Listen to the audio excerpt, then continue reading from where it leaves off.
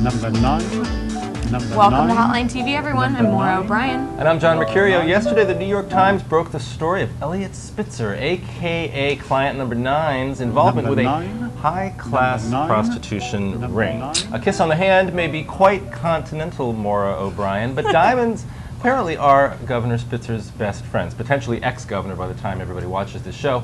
Maura, you've been looking at this story all day. What is the latest as of right this very minute? Go. As of this minute, it seems like it's total resignation watch. It could be any time today, it could be any time tomorrow, by the end of the week. Sure. And so it's basically that, I mean, the way this story came out yesterday, just that everyone was so completely stunned and shocked and pounced on it. Right. I don't think that there's any way that he survives. Right. He office. gets out of office probably, and it limits the sort of the political impact of it, at least as far as he's concerned. But does it linger as a story, or is this sort of a 1-day, maybe 2-day, 3-day story that we move on from? I mean, I think I don't see it.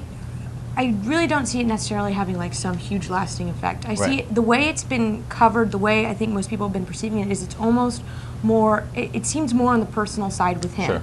Especially because who Elliot Spitzer is. Right. So much of the response focused today on him being a hypocrite. Well, right, exactly. This is a guy who, when he was the Attorney General of the state, prosecuted people under the exact statute, the sort of man statute, M-A-N-N. Statute. I wonder what the woman statute sounds like. Prosecuted people under this exact same statute. So he's probably one of the few people in this country who actually knew that this was right, and that's what clearly makes it illegal. So, I mean, that's what makes it so shocking and so unbelievable.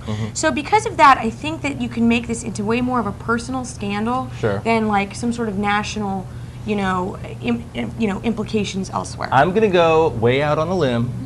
I know I'm in the minority on this one, but I do think possibly once again on election eve, Hillary Clinton can pull a wild card out of here. This is a reminder for a lot of people. She's from New York. She's an ally of Governor Spitzer. She's endorsed her candidacy. It's a reminder of sex scandals that took place in Washington. The Mayflower Hotel has been on the cable networks all morning. B-roll of Monica Lewinsky and Bill Clinton on the cable networks this morning. In some ways, people look at that and go, oh, that's the last thing Hillary Clinton needs. Frankly, I think, look, Hillary Clinton's political career was born in the dark days of the Lewinsky scandal. That's when people started to look at her as a victim, having sympathy for her. That's worked for her. It worked for her in New Hampshire. It worked for her throughout this campaign. I think it could work for her, not necessarily in Mississippi, but leading on to this campaign for her. And you even see this particular scandal taking on some of the same. The way that the coverage of like Sildewall Spitzer, there's been so much her as the jilted woman. Exactly. So much coverage of that today. And so that, serves as a huge reminder, a parallel for Hillary Clinton. And here's something I got to say. You mentioned his wife. Can we move beyond the whole tradition of having the corrupt or the sex scandal politician holding the press conference? Does the wife always have to show up?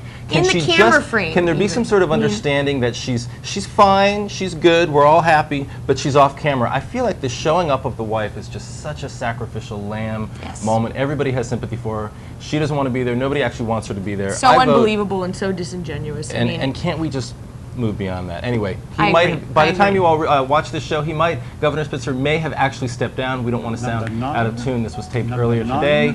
But we wish him and the state of New York good luck. That's going to have to do it for today. And I'm Maura O'Brien. We'll see you next time on Hotline TV.